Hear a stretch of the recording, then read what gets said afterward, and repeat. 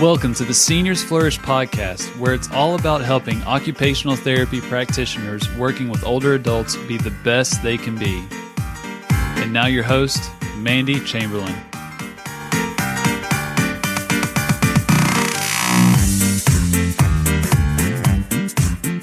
Welcome to the Seniors Flourish podcast. I'm Mandy Chamberlain. I'm an occupational therapist, and I'm very excited about today's topic because today we are going to be talking cognitive assessments.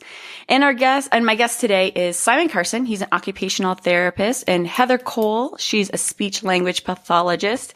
And I'm glad you guys are here today. So thank you so much for coming. So we're just going to talk a little bit about cognitive assessments. I know it's kind of an area that a lot of people have a lot of questions on because people just feel so overwhelmed and trying to figure out when is the most appropriate time to use a cognitive assessment and which ones should I be using and things like that. So we're just going to kind of go over some of that and hopefully answer a bunch of questions and then even talk about a product that you guys developed to kind of help other therapists with cognitive assessment. So let's just kind of start out on your background. We can kind of, since it's like a trio today, we have all three of us. Yeah, sure. That's great. It's kind of fun. Yeah, so I'm Simon. I'm an OT. I work in a major university medical center in upstate New York.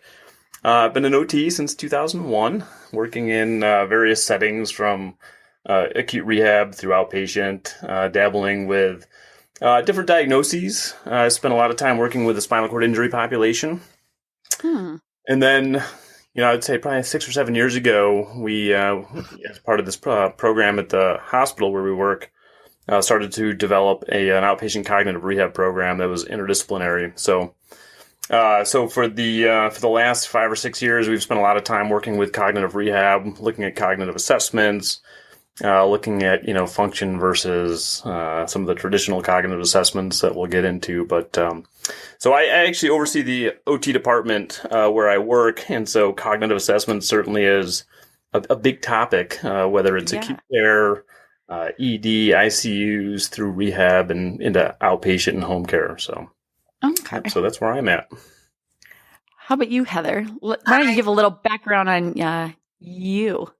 So I'm Heather, and I actually have been practicing speech pathology for since 1989, and the bulk of my focus has been clinical work, focusing on individuals with neurogenic communication and cognitive disorders. So really cognition is a big part of my area of interest and expertise. And I worked with Simon for many years at the medical center, and then last year took a position managing a very large brain injury clinic, neurogenic communication and cognition clinic at Nazareth College in Rochester, New York.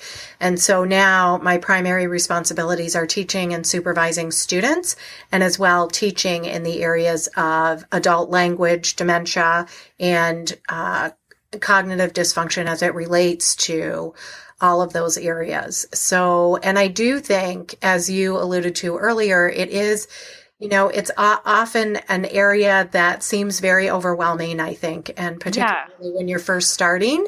And so it's really fun to have the opportunity to talk about it further and also to really work collaboratively with OT. So that's another thing that I feel is really important, is the interprofessional focus and the fact that we can't function just in silos alone. We really have to cross over between OT and speech for the benefit of the patient or the client. So, yeah, well, that's exactly. I mean, I've talked about it in earlier episodes that sometimes we really need to be collaborative and we really need to work together. And specifically, when you're talking cognition, obviously, speech language pathologists and occupational therapists, we overlap in so many areas and we look at things, but we look at things from a different angle, but we're also assessing a lot of the exact same things. So, I think interdisciplinary is always the way to go. But so it's really, I'm really neat to see that you guys are working on something together. So that's kind of fun. So what kind of, just talking about a little bit, like you're saying about cognitive assessments, which ones have you guys used in the past, or which ones did you I don't know, kind of like, or what are some of the things that you thought that some of those cognitive assessments are, like we're lacking in? Sure. Yeah. So, again, I think, so where we're at the medical center, we've used a whole host of different cognitive assessments. Yeah. And it's really funny as we interview folks from different areas of, New York State or the country, just seeing that there are different trends in what people are using. And I think that the cognitive assessments that folks use are really, specific to maybe the institution, the culture, maybe their mentor, what they learned in school, what they've learned, at the position that they've been at. And I think that it tends, once you find something you're familiar and comfortable with, you tend to stick with it. Yes. Because you know how to administer it, right? You can kind of get it out and go through it quickly and easily. And so, I guess I just preface it with that. But, in the exploration of this program that we've helped develop, we've looked at some different assessments. And so, I think we've all given like the mini mental, for example. And we've seen the MOCA and we've seen the slums and we've tried the CAM and we've tried some of these different cognitive assessments, and I think they all serve different purposes. Yeah. There's several function-based cognitive assessments out there now, and again they provide very good information, different information, and I think we just need to talk about what are some of the strengths of these assessments as well as maybe some of the weaknesses of the information that you're getting and how to establish and paint a full picture of the patient, because we really need to keep the patient at the center of the picture and function, especially since OT. We really are most concerned with patient functioning and how cognition impacts function. So we've, so I guess, we've used a bunch of different cognitive assessments. And in the hospital where we work at, we've picked a couple that we can do quickly and easily to provide some good, quantitative, information for the providers. But then in the outpatient cognitive rehab program that we use, we've got some other, assessments, just that are a little bit more function based. So. Yeah, I think sometimes those are the challenges because, things like someone may, use it, like you said, it depends on what type of setting you're in. So, or what you're familiar with, or you go to a new setting and you're like, oh, I've been using the kettle test forever.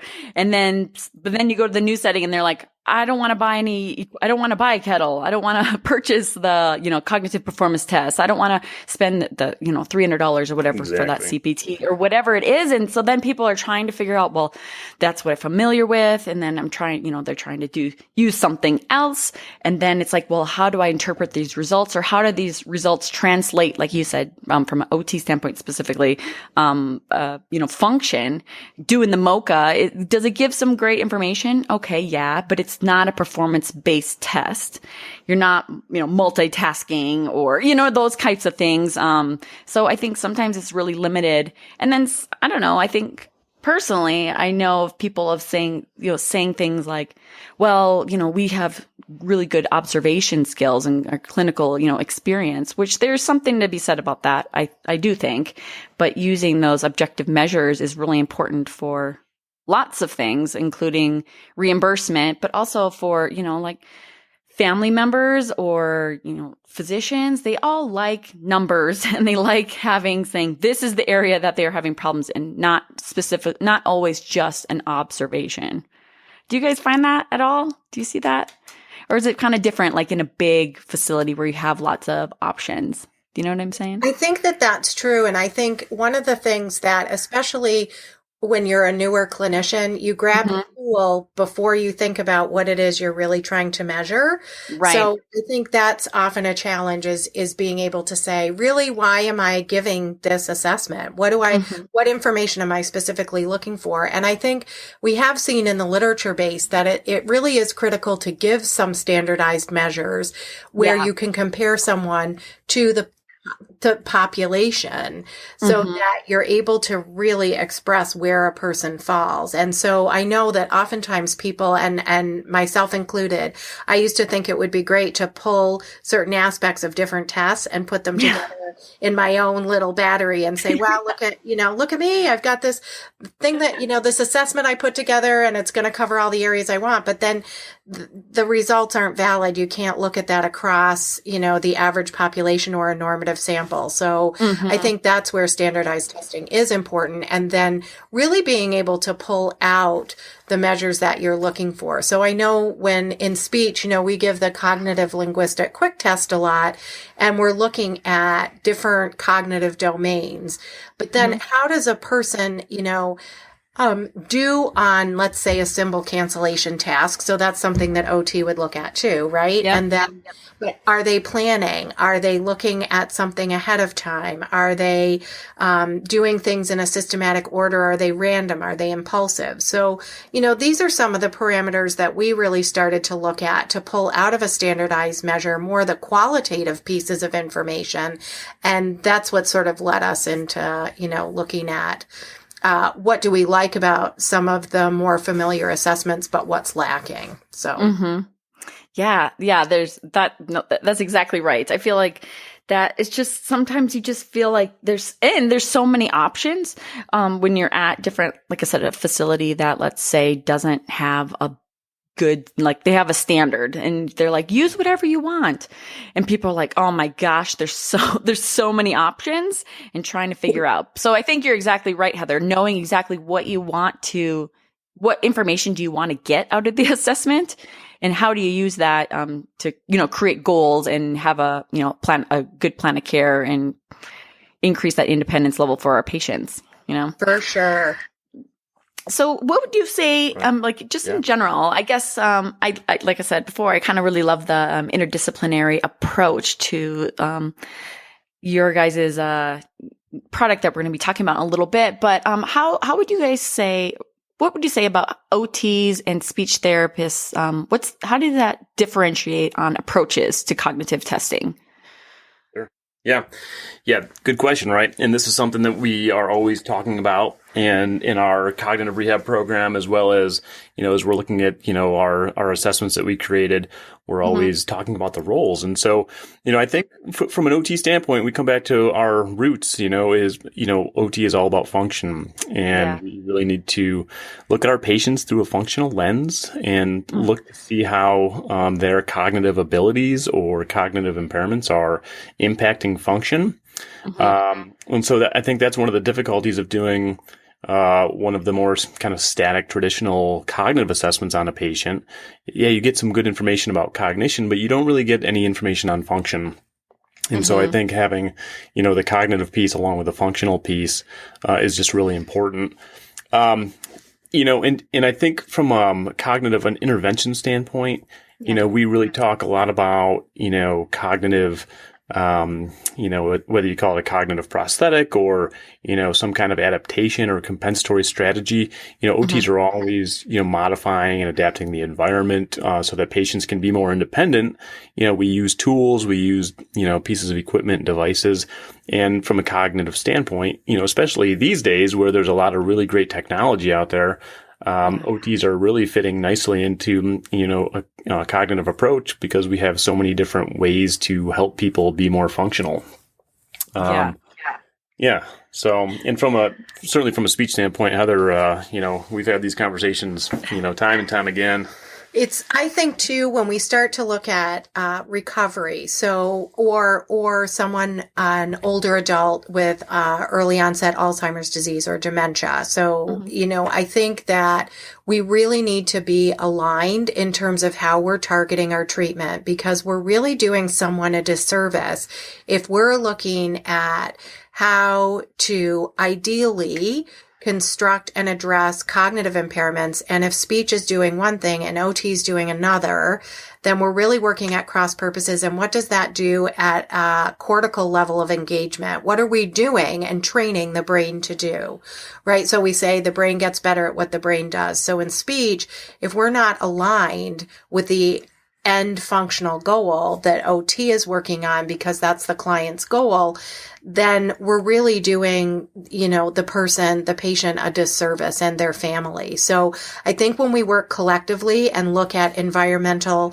modifications, and in speech, we talk about doing things like errorless learning or spaced retrieval for recall. How do we build those approaches into the functional task? And if speech and OT work together to do that, then the results that we see, in my opinion, and, I think the literature is just emerging on this, so it still stands to be borne out. But certainly what Simon and I have observed with the patients that we've worked with is that people tend to do much better when there's a systematic approach across disciplines. So I think it's absolutely critical that we continue to work in that capacity, both from an assessment standpoint, looking at cognitive domains. So what aspects of cognition are breaking down? Is it attention? Is it memory?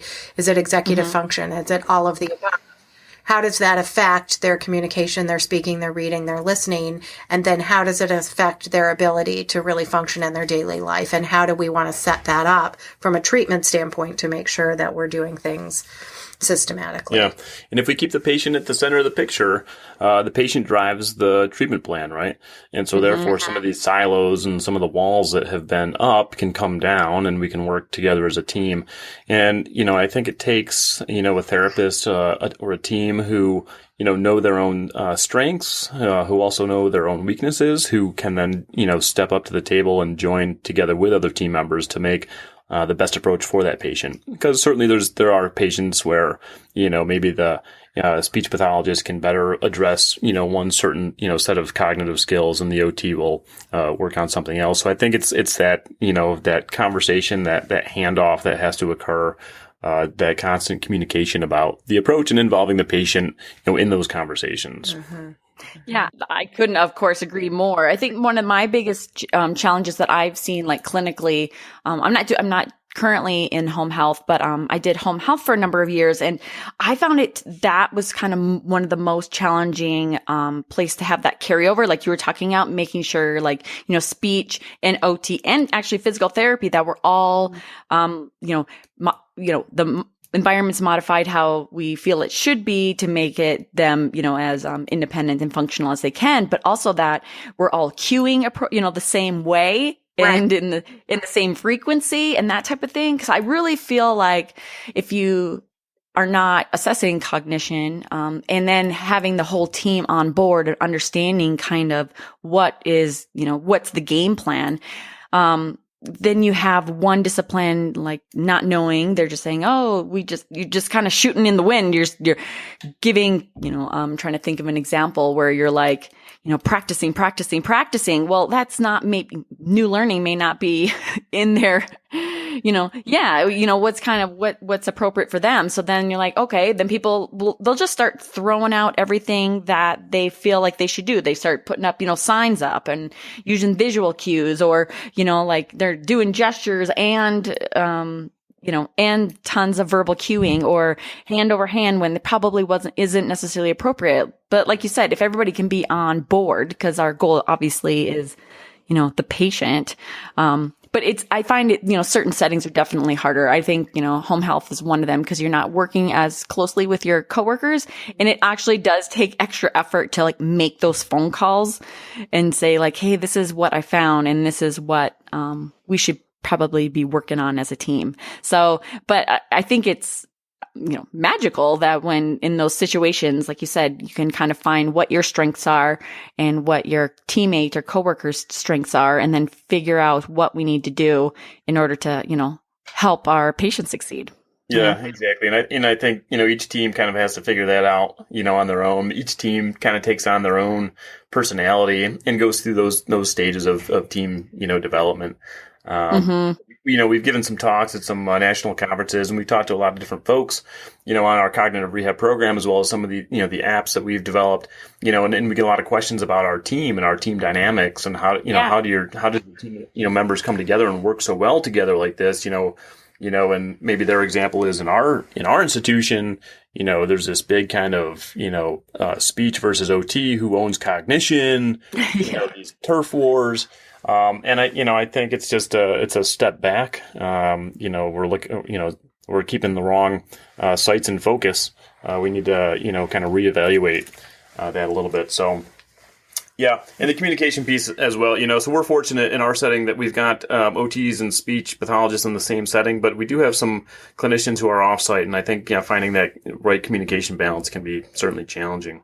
So, Yeah. I also think that, one of the things that happens is people are initially really scared to step out of their own discipline for fear that they're going to lose their own grounding or someone else. So in the case of OT and speech, if I let OT do cognition, then does that mean that I'm not doing it anymore? And I don't want to just give over my knowledge. I went to school for all of the, all these years to be trained and to develop expertise. I'm not just going to hand that over to somebody else. So I think that evolution also takes a lot of discussion and, transparent dialogue about the fact that we know what our skill sets are and we know what we're better equipped to do. And that interdisciplinary work does not mean stepping away from the areas that you have expertise in. You continue to have that expertise, but then it's how you employ it. So, as Simon said, I think initially people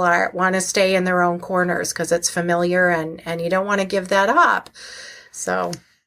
Yeah, no, you're exactly right. I think in each discipline, it wants to show and needs to justify their own distinct value, and how, making sure that insurance companies see our individual value. Because like you said, you don't want it's that fine line between, quote, giving up your expertise to another discipline, and because you don't want to be like, well, what's the point of speech therapy anymore if OT can do cognition, or vice versa, or there's so many of those lines. But like you said, if you can have that open dialogue and really kind of focusing on making sure that we all know what our roles are and goals are for our patient, then we can make sure that we are all in the same track and working on our patient goals and doing what we need to do and being more comprehensive. And I sometimes, it's like putting all our heads together, because sometimes you just need a new set of eyes, and things like that. So anyway, how do you guys think that, how do we use our cognitive assessments to make good treatment plans and goals? Like, how do you think, a lot of times we get, like you said, we use all of these different cognitive assessments and we get some information, let it be function based or not. Let it, like I said, let's say you're just doing or executive functioning, like a MOCA as an example, where you're not really looking at the function, you're looking at the executive function essentially. And then how do you think what's a good way or a good angle to go about using that information to make good treatment plans? Yeah. Yeah. So I think it depends on, well, first of all, I think, deciding on what cognitive assessment you're going to use, what setting you're in, the patient that you're working with, certainly the stage of their recovery, kind of the disease process or the underlying injury that the patient has sustained. If we're talking about a static cognitive assessment that's just looking at the cognitive domains and we're just looking to gather cognitive information, that's one thing. I think our treatment approach may be more, remediation. We may be focusing more on those cognitive domains, maybe improving certain skills. But, we tend to really be more function focused and try to use the functional cognitive assessments as a way to get a glimpse at the person's function, how cognition impacts the function. And through that cognitive assessment, looking at function, it provides a perfect starting point for treatment. We can, observe our patient completing a functional task, observe breakdowns happening in real time. We can also observe, any strategies the patient may be using or any breakdowns along the way that maybe are distracting to the patient or causing, some other difficulty. And we can really use those opportunities to kind of leap into that treatment. So during the assessment, you can almost use that as day one of treatment right there. And that was, one of the things that we really wanted to do with the functional cognitive assessment that we developed was to have some functional tasks that we can observe a patient in to really have some great information to come out and say, okay, these are the functional tasks that were difficult for you, and here's the likely reason why. We're going to, focus on, X, Y, and Z with you. So that's, I think, going from the assessment, right into the treatment approach. So certainly with the patient's goals in mind, because they are, they're the ones who are really kind of driving the program. Right. And oh, sorry, Heather, go on. Oh, no, that's okay. I'm not used to having three of us on it. No, I was just going to piggyback on what Simon said. I think it's just so important to be able to really get into treatment very quickly and establish goals that are going to move someone in a direction of self-sufficiency as much as that is possible, and both needing to look at both internal and external use of strategies. So if somebody is really compromising accuracy by moving too quickly, and we can observe that as somebody is interfacing with an assessment, so the one that we develop, for example, then, we're readily able to just provide that information right there that, goal number one is, you need to slow down, you need to double check your work, and then how do we encode those strategies, using memory training techniques so the person then remembers their strategies. So I think very specific goals, can be formulated very, very quickly. And I think that's a critical piece of jumping into treatment and then being able to identify, like Simon said, the areas of cognitive breakdown, and then how do we get the person as far along as possible to use strategies and also internally address some remediation. So. Yeah, definitely. I think we're going to transition into talking about a little bit more about your app that you guys created. I guess, would you call it an app assessment? How do you describe it? Yeah, we go back and forth on that. Okay. Yeah. Kind of calling it an app is kind of, I don't know, kind of feels like it's not, I don't know. It's a internet-based cognitive assessment, maybe. I don't know. But I guess like you were saying, I think the big thing is, especially when you do a performance-based cognitive assessment, which is what you guys developed. It's much, much easier to develop goals because, like you said, exactly the areas that they are having problems with, and then you can translate those areas directly into a goal, versus it may be a little more difficult for someone to say, like, okay, their, visual spatial awareness is whatever, a certain number. Okay, how do I translate that into function? And then how do I translate that into a goal? So that's, the performance-based functional cognitive assessments for me are always my go-to because I actually find it easier on so many levels. It gives you so much information on the areas that they're having difficulty with, but also, it's much easier to make a plan of care and develop really appropriate goals that's specific to the patient. So let's just talk about your product that you guys created together. Yeah, absolutely. So, this all started 5 or 6 years ago. We were talking about cognitive assessments. We were trying to figure out ways to deliver a cognitive assessment that was easy to administer, that had a report that would automatically generate, a way that we could actually get to treatment quicker on that first visit, so that we weren't spending the first visit on the evaluation only, and then we didn't get to treatment until the second visit. Mm-hmm.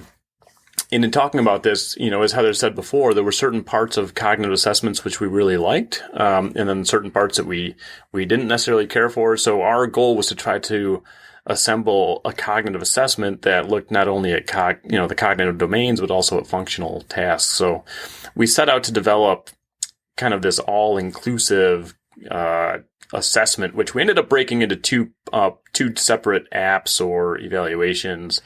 The first one is called STAC, which is the Standardized Touchscreen Assessment of Cognition.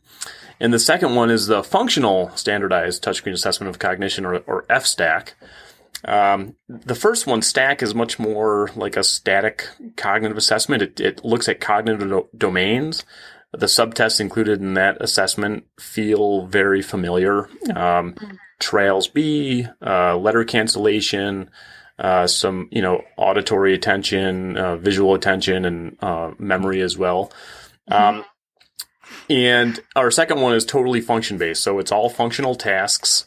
And, this way we can observe our patients completing functional tasks. Now, so as we got into thinking about this, it made a lot of sense because technology is all over the place. And by actually watching a patient engaged in one of these assessments, we are watching them interact with technology, similar to interacting with an ATM or a checkout line in the grocery store. There's technology all over the place.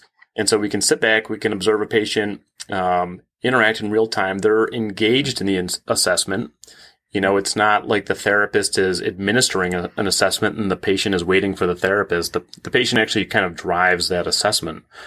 And so, again, 5 or 6 years ago, this all felt really cool. And we set out to, find a developer, find a graphic, designer, and put this thing together. It didn't sound like it would be too complicated to do, and here we are, years later, finally. All of it takes so much time. It takes so much more time than you think, doesn't it? and yeah, we have said that, all the things in just testing it out, the first STAC, all the things we found, all the glitches that, we didn't anticipate with human beings. But the other thing as clinicians that we really wanted to do was have something that was going to give, information that was useful in a relatively short period of time and would generate a report, because as clinicians, like you were saying, it's just very busy and the documentation piece can be so challenging by the time you score a test and then you interpret the test. And so we really wanted something that was going to give us a profile at the end of that assessment where we could sit down with the person right away after they're done with the test and say, hey, look here, it looked like this was really challenging. This may impact you in these certain ways.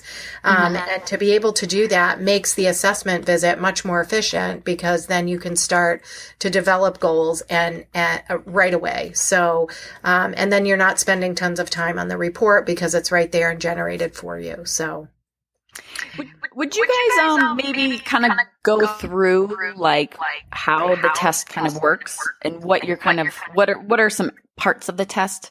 I mean, sure. I've dug in and I'm going through it. I'm like, oh my gosh, I hope I get it right. Yeah. So if you just kind of want to explain like what the test kind of entails, I guess. Yeah, absolutely. So we can walk you through F-STAC a little bit and talk to you about the parts and the pieces and how it works. Yeah. So basically, it shows up as an app on your iPad, right?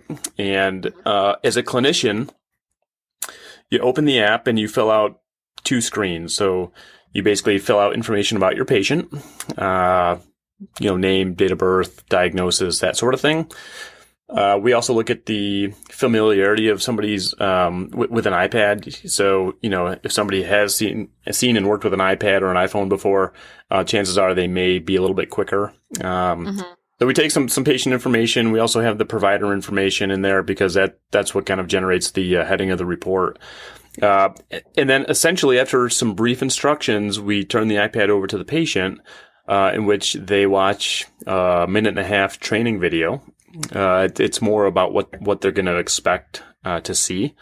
And then they start right out. And both STAC and F-STAC start out pretty easy, so that a person can start to get the feel for it, not feel too overwhelmed initially. So the way the F-STAC starts, the first functional task is simply money identification. We show pictures of currency, and it's all American currency. Unfortunately, we've gotten a lot of requests from around the world to make different versions for different types of currency, right? Maybe in time. But so we go through money identification. We look at money valuation, just to see if a person can listen to the instructions and actually interact with the iPad. So following the currency, we go into we call it the 25-cent task. And essentially this is looking at somebody's mental flexibility. We have a bunch of different coins on the screen, and we basically ask for the person to make as 25 cents in as many different combinations as possible. So a person would simply select, let's say, 2 dimes and a nickel and click done. And then the iPad would ask them if there's another way that they can make 25 cents. And that goes on until they've exhausted the different options or until the person says, no, there's no more ways. So there's some basic tasks that are, yes, no, or select the right response.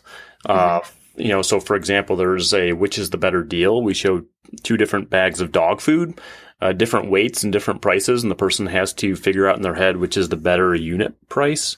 But then there's more complex tasks. And I would say there's 3 complex tasks in F-STAC.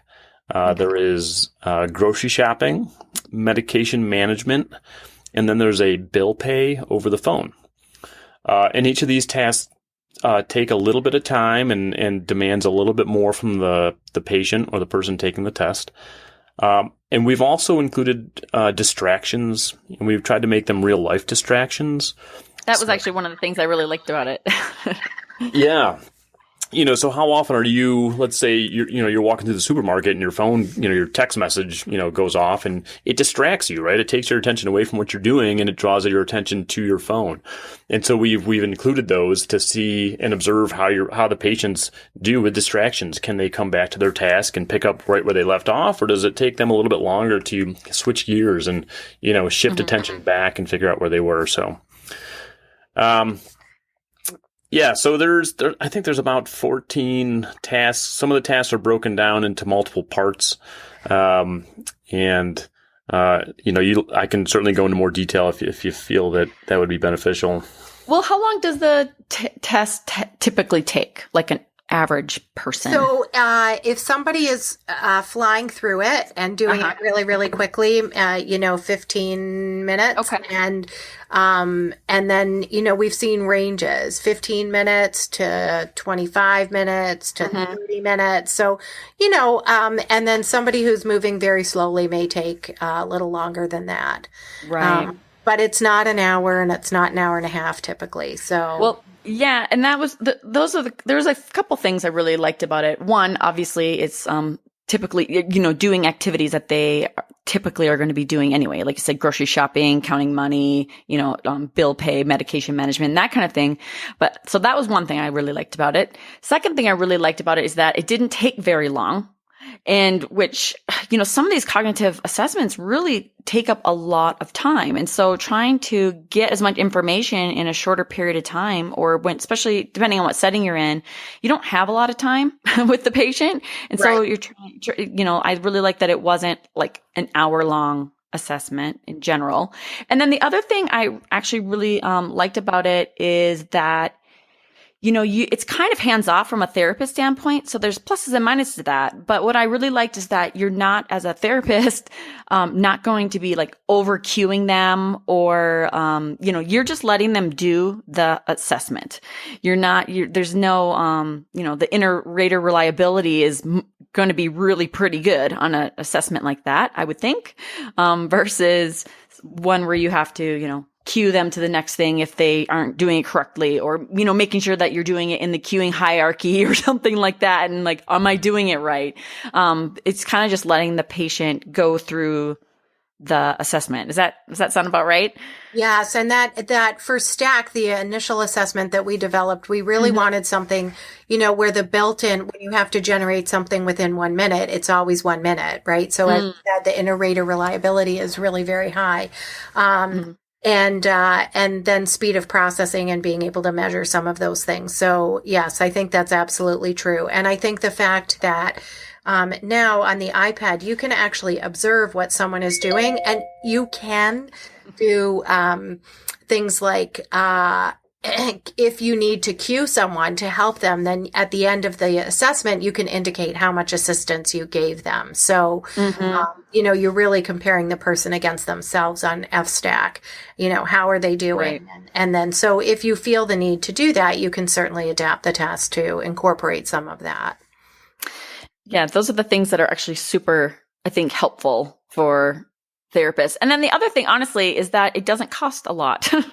Because how much is the app? Or Yeah, and this is where when we first rolled these out, we were introducing 2 new assessments into our professional network, right? And so we priced them high. We priced them competitive with a traditional assessment, which was assessments are expensive. They are. And we realized that these are apps, and people expect apps to be cheap. And right, but we're not 99 cents, and we're not $5.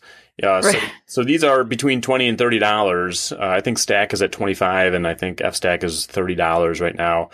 But, the other reason why we wanted to price them low was because we didn't want therapists to have to take it through their chain of command to get approval for assessments. And we wanted a therapist to be able to identify the assessment, go out and buy it themselves without spending too much money, and then have the tool to be able to use.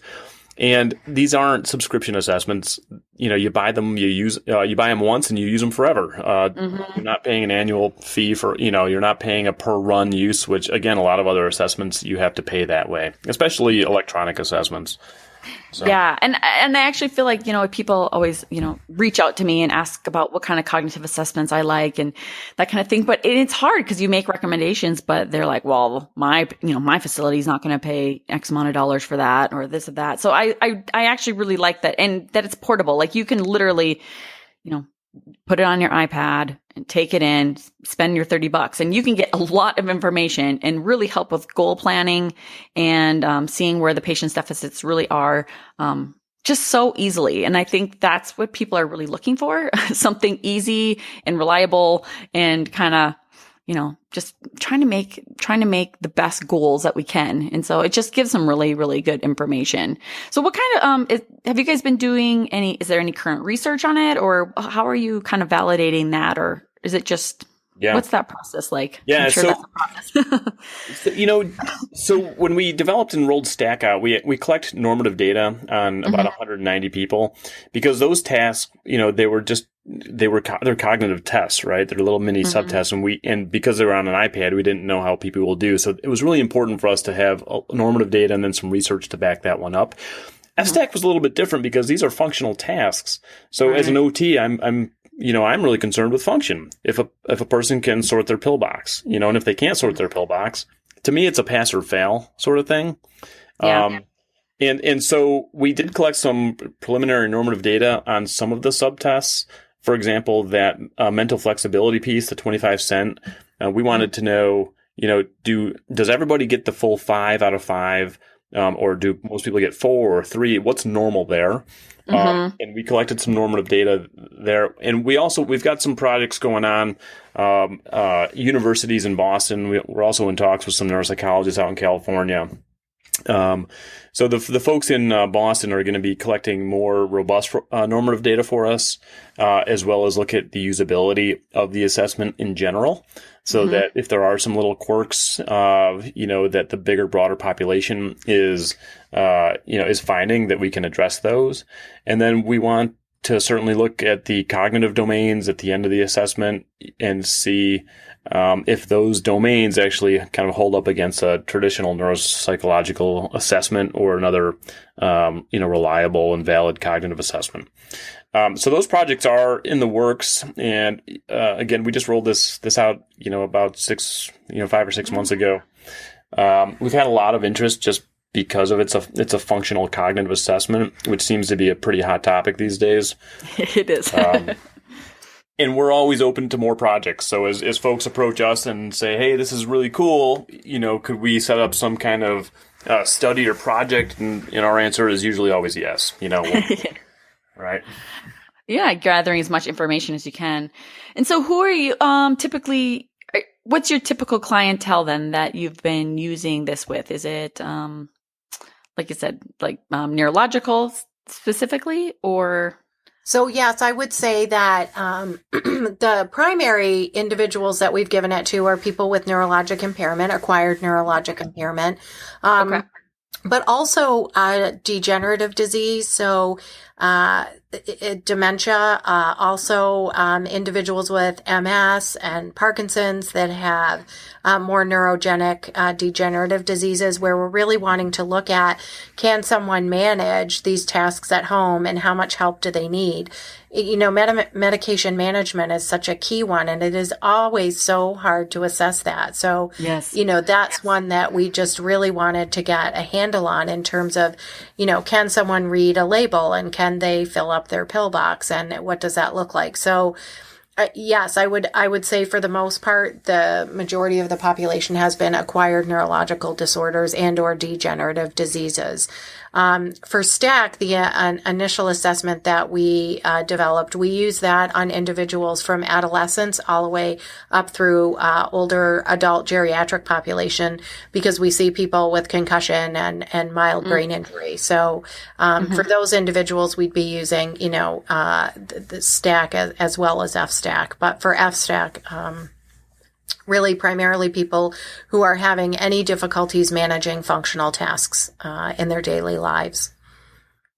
Well, it's really kind of exciting. I'm sure exciting for you since you guys developed it, but it's really exciting to just be able to see like how your assessment is translating to so many different populations, and that just gives such good information. So it's really exciting to see that. I don't know. It's just kind of, for me, it ticks all the boxes. That's why I wanted to reach out, because I talked to Simon a while ago. Last year, I was when I started my website, I was kind of trying to get some different information out to people.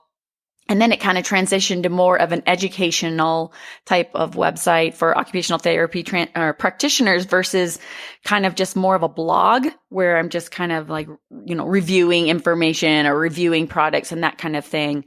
But that's when I kind of discovered F-STAC, and I was like, this is really cool and this is exciting. And I could just see how you can just use it with so many different populations, and just the ease of it is very, very helpful, especially in, I work in Western Colorado, so it's very rural community.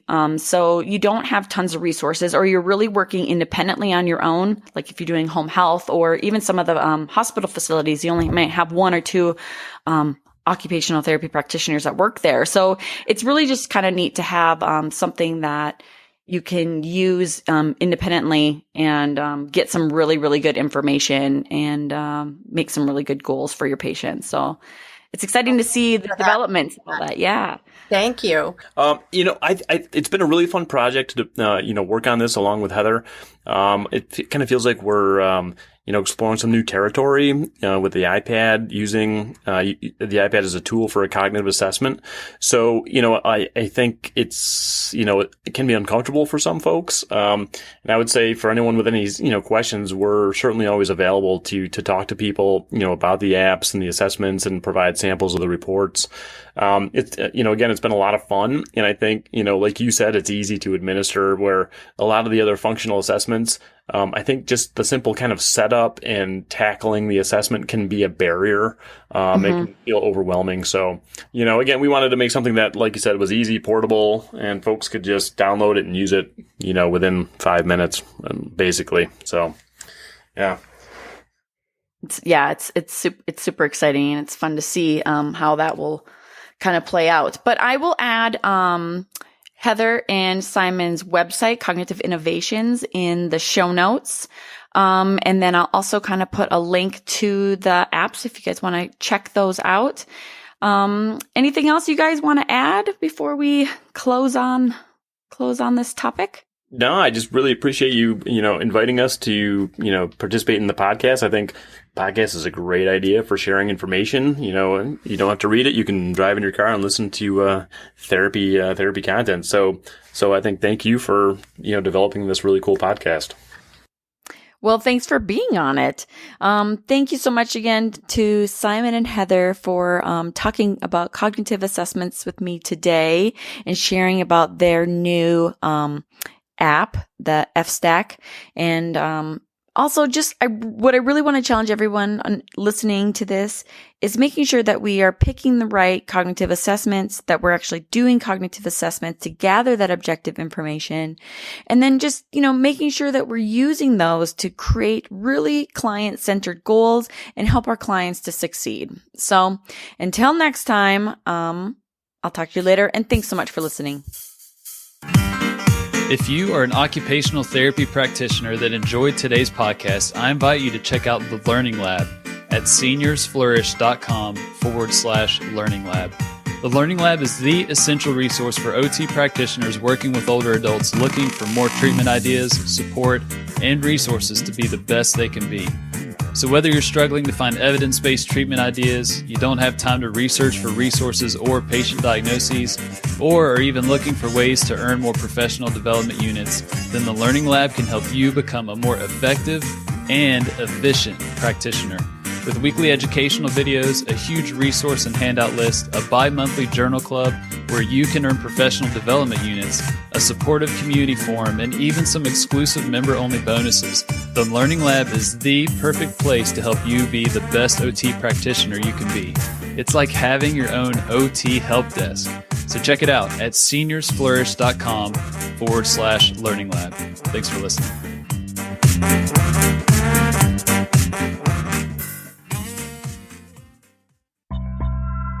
This podcast is brought to you in partnership with the Senior Rehab Project at seniorrehabproject.com.